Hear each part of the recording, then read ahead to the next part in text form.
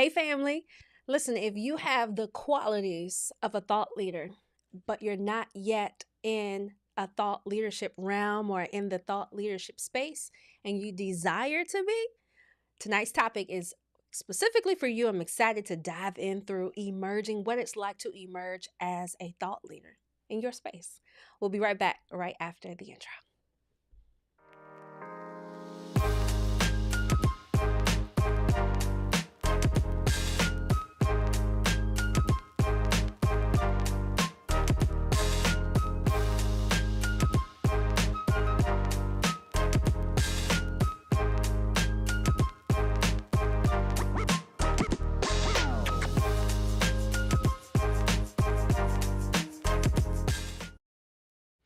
Happy Tuesday. I am Lanita, hosting your favorite podcast host. I'm founder of Vocal Value, and we help emerging leaders develop better communication skills so they can show up more impactfully at home, work, and with themselves. And I'm live every Tuesday to give you practical communication skills tips so that you can evolve as you grow inside of your home, in your work roles, and personally. And tonight's topic is on becoming an emerging thought leader. And I know that phrase thought leader is cliche, but I think I selected it for a really good reason because it associates to people, to outside persons, that you have an authority or you have a keen sense of credibility or influence. And a lot of people are seeking that. And when I get to interact with a lot of people they're doing the daggone thing essentially in their industries, but they desire to elevate their platform or amplify their impact by way of their voice. A lot of that has to do with branding themselves as a thought leader. And so essentially, those are individuals who are emerging. They already have the competency, they already have proof of concept, they're actively involved in their community, probably likely very celebrated, intimately known. They're emerging. And when you're emerging, you're not quite yet have been discovered or you have a larger visibility, but there's opportunity for you to increase that. And so that's kind of the focus of tonight. So if you've heard the term emerging thought leader, I want you to type in the chat, yep, I've heard that term before. I absolutely have heard that before. I would love to hear your feedback. All right, so I want to start with three character traits of a emerging thought leader.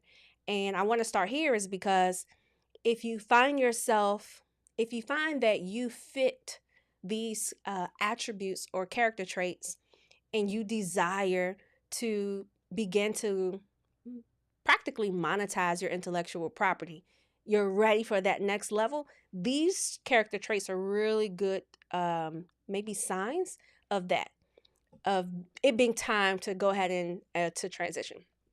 Okay, so here is the first one. The first trait of an emerging thought leader is that they're very competent. And this competency is the state of proficiency. It's the arrival of being able to do something so successfully repeatedly. And that is a byproduct of having deep knowledge about a thing. So your expertise, your insights about your particular topic, they're very rich. Likely they're also innovative because you've had compounded years of experience doing this particular thing. There's a lot of credibility around your competency too, because you've been demonstrating that. So you've been building a reputation about that thing that you do exceptionally well. And so emerging thought leaders they're highly competent. They're sought after for that skill set that they have or that level of expertise that they have. And one of the ways you can identify as competent is if you commonly find people are asking you questions about the same thing. So they're coming to you or seeking counsel from you about an area that you're richly knowledgeable in. And perhaps you've been giving away the knowledge generously. Maybe you haven't quite made the connection that, hey, I actually know quite a bit about this. And I have a level of competency and a track record, which people basically trust. Thought leaders are trusted for the insights that they give to their community. very well trusted. So that's the first character trait. There's a level of competency. When I first started speaking when I was 22, it was local, mainly churches, small organizational groups, and I wasn't competent. But what I was confident. I knew I wasn't competent because I wasn't always prepared. I didn't even know how to prepare. I didn't have substance to share, but I had the confidence to be in front of people, and I had the confidence that I could encourage them at that state. But I wasn't quite competent enough to give them a knowledge transfer. That's the biggest distinction. A thought leader, there's a knowledge transfer from them to their recipient. And so you could still be an emerging leader, but that thought leadership is going to come from like that knowledge transfer that you have the ability to give. So that's the first character trait. Here's the second one. I feel like, you know, emergent thought leaders they have this confidence about them, and I know that's a very generic term, but let me share with you what confidence looks like as a person who studies communication and coaches on public speaking skills, and I'm reading people all the time, including myself. Confidence looks like the ability to look people in the eye no matter what the environment is. If there are 5,000 people in the room, you are there's a conscientiousness that you have about making sure that those people feel seen. Confidence is also how you are appearing with your body language as you're speaking and communicating. Like that conscientiousness about what your eyes, hands, what your feet are doing. Now, you can be confident and still be anxious and still be nervous, all of those things. I think the distinction is you've mastered that nonverbal communication. It makes me think of politicians, and we could clearly go and talk about the debate, but let's not go there. But they've been trained on how to convey a level of confidence and, quite frankly, truthfulness on what they're communicating. So they're supposed to, they're supposed to have a level of awareness about their body language. So one of the biggest things I noticed about President Trump in his first term of presidency is that he didn't have, I'm not going to say he didn't have, he did not display that he could manage his facial expressions. And that really bothered me. It bothered me that his eyebrows would go like this. It bothered me that he would talk with his finger. Those are nonverbals that you see no other person in that level of office demonstrating, because they've been trained, they understand. I think he understands and he's been trained, but there's just a level of like, my mom used to say uncouthness, where people just don't care about any etiquettes or even delicacies when it comes to communicating.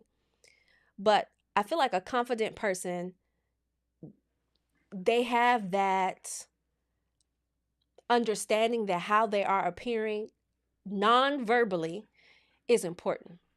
And a person with confidence is usually someone who infectiously influences others. It's through that confidence they're able to be convincing and persuasive and likable. To be honest, like, think about that. The people that you like them because they have this likely a very strong aura of like assertiveness about who they are. Maybe it's not assertiveness. Maybe it's not assertiveness, but like they're certain. They have this certainty about who they are. It makes me think of Auntie Tabitha Brown. There's this confidence that she has. And, when she first started doing her content online, she didn't try to mask her Southern accent. She did initially when she first began her acting journey, but after a while she said, this is who I am. So embracing that. Just how she showed up, sometimes no makeup, just very relaxed dress. But that's her way of displaying that. And I always ask individuals when I'm coaching them, like, what's your way of showing confidence? If you are looking to emerge as a thought leader, how are you building on that confidence lens? I'm dog sitting this weekend, so if you hear my sister's dog in the background, he's having separation anxiety because I had to put him down so he wouldn't be a distraction, and he's still a distraction. But, when you're confident, you have this belief in self. And it's, like I said, it's infectious, it's magnetic. And some of your favorite thought leaders, including mine, they have this. This is likely what you like about them. And I'm gonna share them. I'm gonna share two of them with you. One of them is my absolute favorite girl crush, and her name is Pinky Cole. Pinky Cole is the owner of Slutty Vegan, which is a restaurant in Atlanta. She's also a serial entrepreneur. I had a chance to meet her last year in November at the release of her book. But in addition to her not only owning a very popular vegan chain restaurant, which has over 10 locations at this point, she was also highlighted as Times Next 100 in terms of like business leadership. And she's been highlighted in several media magazines. Essence is one of them. Forbes is another one. Then this is another thought leader that I love, and that's Jay Shetty. And if you know anything about him, for some time he traveled to India to be a monk and to just be absorbed in that culture.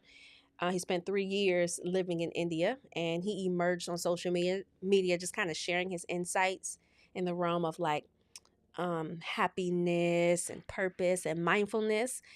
And he kind of transformed some of that into motivational videos. And I know you've seen his face, and you can type in the comments. Yep, I've seen him, particularly on YouTube. He emerged as a thought leader, specifically online. But what I love about each of these individuals that I just showed you, Pinky Cole and Jay Shetty, there's this confidence that they have about what they're doing. And it makes a person feel like, oh, I can't wait to hear what they have to say. There's this level of like, you have an expectation that they're going to bring a level of value, maybe to your thought process, or maybe just to your day. And the thing about thought leadership is it compounds. So each of their stories are very different. Pinky Cole started off, she wasn't even in the restaurant business. That wasn't her initial goal at first. And when she first started her business, it failed. And she tried again by way of a food truck, and then it expanded from there. And then last year, with her social media presence, because this is what happens when you become a thought leader after you have kind of planted yourself in your industry, you're known for a thing, then you can begin to diversify into other things that you might enjoy. And so she dabbled into game show hosting, or just like this entrepreneurial like mastermind concept. And it was very popular. That also was compounding her thought leadership. Then she wrote a book. And I can imagine that you'll see other things come out of this. Very similar to Tabitha Brown. She started off making content on videos online. She started getting partnership deals on social media. You saw that she had a clothing line in Target, and that she had seasonings. I'm sure you'll see other things because she also wrote books. She wrote two books that I know of. And you'll likely see other things from her. So I always say, I think the value of having thought leadership is that you eventually over time you are working towards what's the word when you are like putting something, like storing it away. What is the word? Like leaving it behind for those of your family members behind you. Well, one way you can do that is obviously writing a book, but everything that you document by way of writing or video, it can live forever. So this video that you're watching, if you're watching from YouTube 30 years from now, just like Dr. Miles Monroe's videos, they're still living. And so when you are a thought leader, the knowledge transfer that you give to individuals is timeless. That's why it's so important to be, I would say, a constant student over the thing that you are a thought leader of. Be a constant student. Always have something, some substance to share. There should be concrete learning objectives. There should be concrete takeaways whenever you are verbalizing something or sharing something. And the other thing about thought leaders is that they're fascinated about the thing that they are involved in. There's not a lack of, I would say, like creativity or the desire to go create if they're lacking creativity. That fuels them. And so if that resonates with you, then you possibly are a thought leader, an emerging one. You're emerging as one. I have one character trait that I want to share with you, the last one of the three. But I also wanted to share, if you were ever interested in you and I collaborating together, here are 3 ways that we can work together. The first way is you can hire me to coach you. I do coach. There's 2 areas that I do coaching on. I am a holistic coach. I am certified as a holistic coach as of earlier this year. And to be honest, I really enjoy coaching male clients who have a really big vision and just need help breaking that down into digestible chunks to reach their goal. Then there are those who hire me to coach them related specifically to public speaking. So whether that's um, building out their keynote, building out their offers so that they can speak. And it just depends. Those are some ways. Sometimes it's just as simple as, can you help me prepare for a pitch competition or my pitch deck for an investor? Just depends, but that's one way. The second way we can work together is you can bring me in to speak if you're hosting a business conference or you have a group of emerging leaders that you're looking to empower with a series of leadership skills. We have an entire curriculum for emerging leaders. We'd love to chat more about that. And then the last way we can work together is that we can partner. Let's say you have a leadership program or leadership initiative. I mentioned this earlier, and you don't want to run it. You don't have the people to run it. You don't have the content, but you have the talent that needs the development. Well, we can certainly do that. We're actually doing that right now with a state agency. And so those are 3 ways we can work together if you were ever wondering how you and I can partner. Last thing, after the podcast, this is something that I'm introducing. I'm going to give you, if you're live, I'm going to give you a backstage pass. You can join as soon as our live stream has ended. You can go over to vocalvalue.com/ETL. That's Emerging Thought Leader. vocalvalue.com/ETL. That's Emerging Thought Leader. I'll share this again towards the end, but you can join me backstage. We'll have about 20-minute backstage pass and ask me any questions. Perhaps there was something that was mentioned you want to digest. You're thinking about partnering. You just want to learn a little bit more. This is your way to get a little bit more intimate. And so, again, I'll share this towards the end of our time together. All right, so we talked about competency, confidence, and you probably guessed the last one is a C2, and that is clarity. I cannot stress how important it is for, if you're preparing for thought leadership, how important it is to be really clear about what you are leading in. It's going to be really hard to follow someone whom is, I would say, selling Mary Kay, but now they're selling financial services, and now they're coaching hybrid leaders, and now they are giving makeup tutorials. Like, clarity looks like a consistency online. Clarity looks like a consistency of content that you put out. Clarity also looks like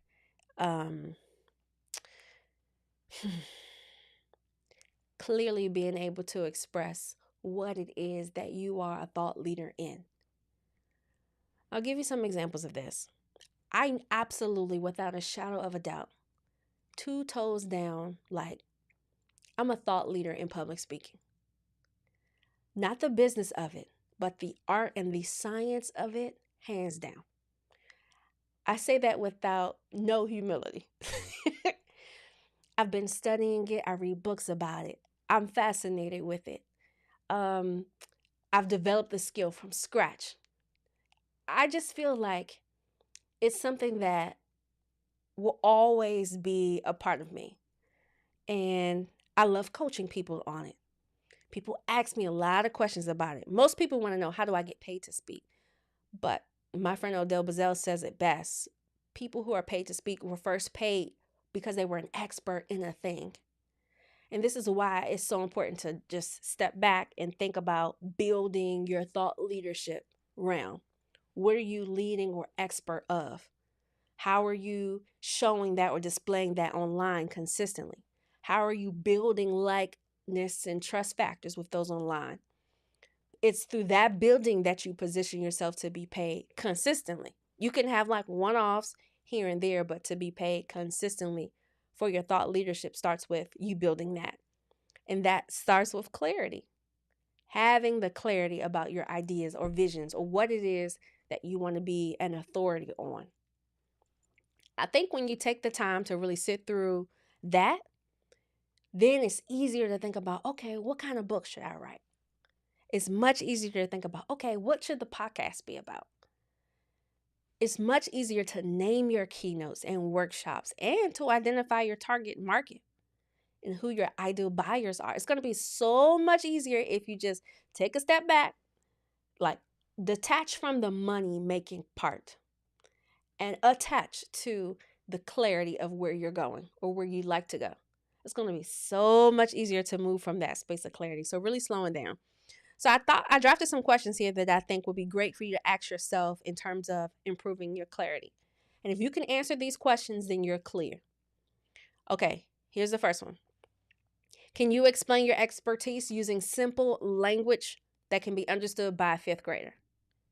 Can you explain what you do, the impact of it, how you do it so simply to a fifth grader? And this means that you're not using industry jargon. You're not using acronyms. It's so plain, like the dog was blue and walking on the grass plain versus animals are scavenging the land and royal majestic colors that favor those of the ocean strategy. Like, you know, a fifth grader may struggle with comprehending what was said, but they will never struggle with comprehending a dog was walking on a blue grass or a blue water or blue waters. So just getting clarity about that. Being able to explain your expertise using simple language that can be understood by a fifth grader. Okay, here's the second question I'll ask you that you should be asking yourself, and that is, do I consistently provide clear instructions? So think about this as a person who is, how do I put this? As a person who maybe delegates things or even the instructions that you give to your children, family members in your workplace, do you find that people have clarity on their next steps? Do you find that they can take what you say and kind of run with it for the most part with very little doubling back? Or do you find that sometimes after you've given instruction, you have to find a way to rephrase it or reframe it so that is more clear? If it's the latter, then you may struggle with being clear. How you give instructions on the daily is a really good indication of your ability to verbally communicate clearly. And this is just an area of, if you can resonate with that, then that's an area of opportunity for you. Thought leaders are very clear.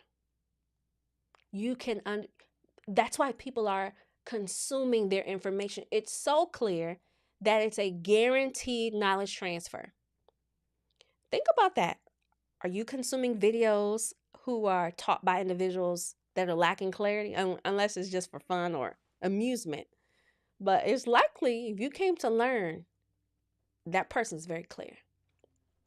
And here's the third question I would ask myself. Do I communicate concisely? Now, brevity is a superpower. It's very hard to be brief. It's such a challenge that only really polished communicators are able to do that. But I really challenge you, if you struggle with brevity, the first would be gaining awareness about that. If you commonly hear people say, okay, I got it. If you commonly are interrupted in your thought, if you commonly are losing the interest of like it's hard to retain the interest of someone as you're talking to them, that might be signs that you could shorten how you communicate. And sometimes people feel like I gotta explain the whole thing so that they can get it. No, you just have to use the right words and let those words be clear. You also just have to speak in sentences. There should be a period after you speak. Not a run-on sentence that keeps going and people have to keep up because you just are word vomiting at that point and you just got to get it all out, because likely this happens when people's thoughts are happening in their head faster than their mouth can translate. And we getting way too deep into the weeds right now, but I just want to, if this is you and this resonates with you, keeping in mind when we're communicating, we're responsible for that recipient having clarity. It's hard to be clear when you're long-winded. First of all, you done lost people's attention. I just, I'm not trying to step on nobody's toes. Just wanted to say that. So clarity is important. So if you're thinking about like, man, I feel like there's something else. Like I feel like I'm emerging into something. I feel like I have something concrete, some substance. I have a lot of achievement in what I've done so far. What's next? You possibly are an emerging thought leader. And I would challenge you, if you can start to, it's likely you already have a level of competency, building that outward confidence with your nonverbal communication skills. And I want to say this too, and maybe this is a little vain, and you can say if it is in the comments. Your presentation matters when you're a thought leader. It matters until it doesn't. Oh, let me rephrase that.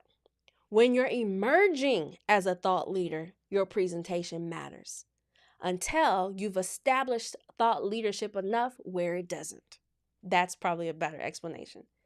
So when you look at thought leaders like Gary Vaynerchuk and Alex Hormozi, you notice that, and even Dr. Eric Thomas, they have a very relaxed presence. T-shirt, sometimes shorts with sneakers, socks. It's a very relaxed presence. They also have an established authority. And to be honest, what that does is it turns the people's blinders off from what they see because they're only listening to them. They're listening because they already know the knowledge transfer. They could care less about the visual. Well, you and I, because I would also consider myself an emerging thought leader, people's visuals ain't turned off about us. That's a part of their assessment of our competency and our confidence, and to some point, our credibility. And so until you've established that authority, it does matter what you look like. Now, I'm not saying you can't wear a t-shirt, but maybe you get the premium t-shirt. Maybe it's nice. Maybe it's ironed. I don't know. I don't know. But just being intentional about your presentation. I want to add that in. That wasn't something I planned to say, but I definitely want to add it. Now, I don't see any comments. Oh, I do see them. I can see them now. What questions do you have so far? I just jumped in. My comments are not displaying here on here, but I'm going to go to LinkedIn and see. Hey, Elijah Juan. Thank you for joining and for sharing tonight's episode. Hey, Gary and Jason. Rob is in the house. YB. Hi, my friend. Jason said, always learning and growing. YB said, legacy. Gary says, I'm talking about him. Awesome. Elijah One says, that's where I struggle. I'm very vague. Oh, the reverse. Ha! Because I don't like to be micromanaged. So I like vague instructions with the ability to figure it out.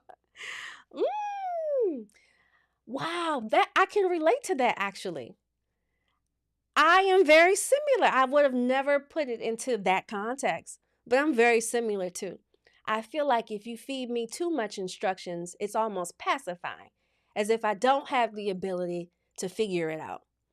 But I guess you and I we need a middle ground where we're giving enough instructions so that a person doesn't feel pacified, but that they also have clarity.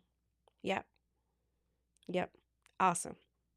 I appreciate you guys. Thank you for contributing to online, and I'll get this comment thing situated so that so that I can see it and then shout you out as well. I mentioned to you that this is actually a series. So tonight kicks off part 1 of the Emerging Thought Leader series, and we are going to pick up next week on part 2, which is going to focus on building a personal brand. And these are terms that we hear all the time, but what does that mean? Do you know what that means? I'm actually going to do some research so I can kind of understand the marketing science behind why the personal brand matters, not just the aesthetics around what a personal brand is. When I think personal brand in my right now, because I prepare a lot for our podcast time. I do some research, I'm studying, and my concept of a personal brand now is well, and it's personal too, but I think it should be an alignment between who you genuinely are, what you're super passionate about, and what God's created you to do. Those three are your personal brand. Now, how you display that in colors, images, the types of content that you're talking about, that's the creative part. But the concrete, substantial part about it is that life alignment. That's what I think. But we're going to go do some research and see what comes up. But how do you build that personal brand so that people associate that thing that you're known for with you? And that takes a lot of consistency. So next week, we'll definitely be talking about that. That's the second part of our Emerging Thought Leader series. And again, if you're interested in working together, there are 3 ways you and I can work together. You can hire me to coach you. There's different types of coaching that we can talk about, group and one-on-one. You can bring me in to speak if you lead an organization and you have a group of emerging leaders that you like to cultivate, empower. We'd love to do that. And we can also partner if you have a leadership program or initiative that you would like to build out. Maybe you say, listen, I don't want to build that out, but I want to hire someone to do it, but we got to do it. We'd be a good person to do that with. All right, so I'll leave this here. If you'd like to join me backstage, I will be backstage here. If you go to vocalvalue.com/ETL for Emerging Thought Leader, there's a link. I'm not even asking you for your email address. There's a link. You can join me backstage. I'll be hanging out there for about another 20 minutes until 9 o'clock. I'll answer any questions that you have. Anything that you have, bring them. I would love to spend some time with you. Again, you can go to vocalvalue.com/ETL and let's chat. We got about until 9 o'clock to chat. All right, so I'll see you next week for part 2. We'll be here on Tuesday at 8 p.m. I love you. There's absolutely nothing you can do about it.